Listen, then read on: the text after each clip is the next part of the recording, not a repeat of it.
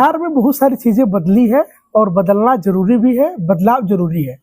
ऐसे अगर हम आज बात करें ट्रैफिक व्यवस्था की, तो पूरे बिहार में ट्रैफिक व्यवस्था भी बदला है और इसको अगर हम जिले में देखें तो जिलेवार भी इसकी काफ़ी परिवर्तन देखने को मिली है।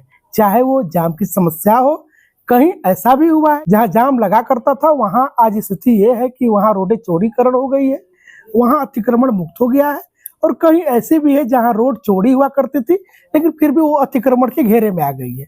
ऐसे वंदे भारत समाचार आप सभी दर्शकों को खास खास मुद्दों पे और सारे जो जनहित के जो मुद्दे हैं उस पर बात करते रहता है। कुछ ऐसी खबरें जो जनहित की होती हैं और जरूरी होती हैं, उसी में जो आज हमारी बात जो होगी वो ट्रैफिक व्यवस्था पे बात होगी, हमारे बिहार के ट्रैफिक व्यवस्था पे बात होगी, जिलेवार ट्रैफिक व्यवस्था पे बात होगी। सारे जो चौराहे हैं आज ट्रैफिक की समस्याओं से जूझ रहे हैं, तो मैं आपसे यह जानना चाहूंगा कि इसका आप मूल दो कारण क्या मानते हैं? तो अतिक्रमण का होना रोड पे और साथ ही साथ में गाड़ियों का बहुत तेजी से बढ़ना, ये दो मूल कारण है जो हमें ट्रैफिक व्यवस्था को चरमरा रहे हैं। मोहनिया का चांदनी चौक जो हृदय स्थली माना जाता है कैमूर जिला का, साथ में भभुआ का एकता चौक, सब्जी मंडी, उसके बाद पटेल चौक, जयप्रकाश चौक, रोड के जो दोनों तरफ से जो अतिक्रमण हो रखे हैं ये सबसे ज्यादा मूल कारण है।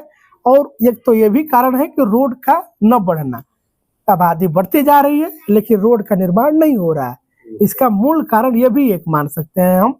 तो ऐसा अभी आप देख भी रहे होंगे कि इसी को देखते हुए ये सरकार जो है आपको एक बाईपास का निर्माण भी करवा रही है, लेकिन तब तक हम लोग को ये जूझना है और इसी प्रकार से हम लोग को चलना होगा। हाँ, एक सुधार इसमें जरूर हो सकते हैं कि जो रोड के किनारे जो अतिक्रमण जो हो रखे हैं उसमें अगर स्थानीय प्रशासन चाहे तो उसका भी सुधार करवा सकती है, जिससे कुछ हद तक जो जाम की समस्या है उससे निजात हम लोग पा सकते हैं। अतिक्रमण का भी कुछ कारण होता है। व्यवस्थित सब्जी मंडी है, ठेला लगाने वाले हैं, जो सब्जी बेचने वाले हैं, फल बेचने वाले हैं, तो यहाँ हम कह सकते हैं कि या तो यहाँ के जो जनप्रतिनिधि है उनके द्वारा या फिर जो यहाँ के वरीय पदाधिकारी हैं उनके द्वारा, किसी के द्वारा ये नहीं सोचा गया कि काश उन लोगों के लिए अच्छा व्यवस्था कर दिया जाए। देखिए, लेकिन एक बार लोग कोट करेंगे हमको कि भभुआ के लिए सब्जी मंडी का एक प्रॉपर व्यवस्था है, लेकिन हम आपको बता दें कि अगर सब्जी मंडी में ही अगर सारी सब्जियां मिल रही हैं, या तो उसका एरिया छोटा है, बिल्कुल, जहाँ पे सभी ठेला वाले वहां लगा नहीं पाते हैं, या फिर वहां अगर जब लोग लगाते हैं तो उसमें से दो चार लोग ऐसे भी हैं जो रोड पे लगा लेते हैं, जिससे लोग जो कस्टमर जो हैं वो रोड पे ही चीजों को खरीद करके निकल जाते हैं। तो फिर वो देखते हैं कि अरे हमारे पास तो लोग आ ही नहीं रहे हैं, रोड पे ही सामानों को खरीद करके निकल जा रहे हैं। लेकिन अगर तो वहां पे थोड़ा प्रशासन को सख्त होना पड़ेगा कि जब लोग सब्जी खरीदने के लिए आ रहे हो तो सब्जी मंडी ही जाए, वो एक या दो भी ठेले रोड पर नहीं लगने चाहिए। उनकी मजबूरी हो कि वो सब्जी मंडी तक जाए और उनको वही सब्जी मिले, फल मंडी तक जाए उनको वही फल मिले। ये नगर पालिका, स्थानीय प्रशासन, स्थानीय जनप्रतिनिधि, ये लोगों का कर्तव्य है कि उनको एक समुचित बाजार उपलब्ध कराया जाए।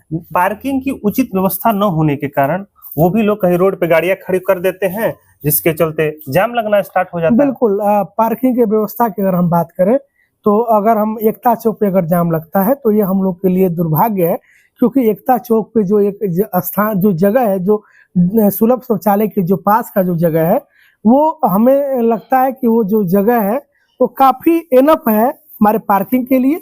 आप वहाँ पार्किंग लगा सकते हैं, पार्किंग के लिए चार्ज कर सकते हैं, उसकी देख रेख के लिए, उसके रख रखाव के लिए कर सकते हैं। जैसे कि आप गोदवलिया पे देखे हैं तो बनारस के, तो आप बनारस के गोदवलिया से कम मत समझिए भभुआ का एकता चौक। बिल्कुल बिल्कुल, भभुआ का एकता चौक भी बनारस के गोदवलिया है, छोटा शहर है, तो छोटी व्यवस्थाएं कम से कम होनी चाहिए। लेकिन आपको ये नहीं लगता कि कहीं ना कहीं लोगों को जो यातायात के जो नियम है वो कहीं ना कहीं लोग नहीं जानते हैं? बिल्कुल, यातायात के नियम का पालन कर, यातायात देखिए हमारे यहाँ यही ना सबसे बड़ा दुर्भाग्य है कि हमारे यहाँ के प्रशासन चेक क्या करती है, तो हेलमेट चेक करती है। अगर हम गलत दिशा से जा रहे होते हैं तो उसके लिए हमें फाइन नहीं करती है, या फिर उसके लिए रोक टोक नहीं करती है, या और ये हमारी भी जिम्मेवारी बनती है कि हमें गलत दिशा से नहीं जाना है, रोड के ही साइड से चलना है। अगर हमको गोलंबर पार करना है तो ये यूं ही टर्न नहीं मार लेना है, उस गोलंबर को कर करके आना है। एक बार पाइपलाइन बिछाने के लिए रोड तोड़ा जाता है, जिसके चलते वो जाम की समस्या है।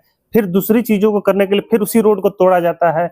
ये भी कहीं ना कहीं उन ट्रैफिक की समस्याओं, जाम की समस्याओं के बहुत बड़ा बाधक है। बिल्कुल काम चल रहे होते हैं, एनएच पे काम चल रहे होते हैं, स्टेट हाईवे पे काम चल रहे होते हैं, गलियों में काम चल रहे होते हैं, तो ये कहीं ये सरकार का एक मास्टर प्लान होना चाहिए और मास्टर प्लान के तहत ही काम होने चाहिए।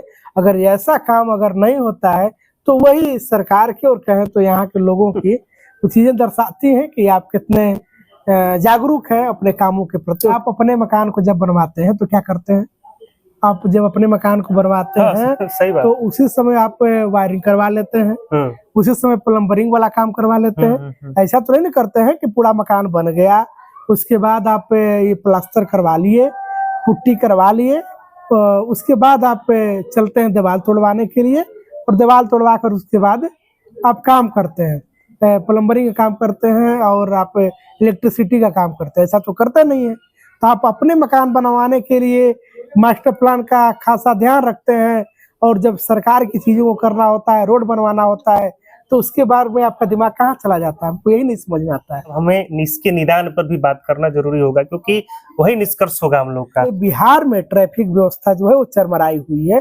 ट्रैफिक पुलिस नहीं है जिसको एक बढ़िया ट्रेनिंग दी गई हो कि ट्रैफिक कंट्रोल कैसे करना है, उनको बाकायदे उसकी ट्रेनिंग होनी चाहिए, उनका बाकायदे एक ड्रेस कोड होना चाहिए और उसके बाद उनको चौक चौराहों पे मुस्तैद होना चाहिए जहाँ पे जाम लगने की ज्यादा समस्याएं बनी रहती हैं। केवल आप ई रिक्शा के और टेम्पो के पीछे अगर मारते हैं तो उससे कंट्रोल नहीं होने वाला है ट्रैफिक। बिल्कुल ट्रैफिक कंट्रोल कभी भी ऐसा नहीं होगा कि आप टेम्पो और ई रिक्शा के पीछे डंडा मारें।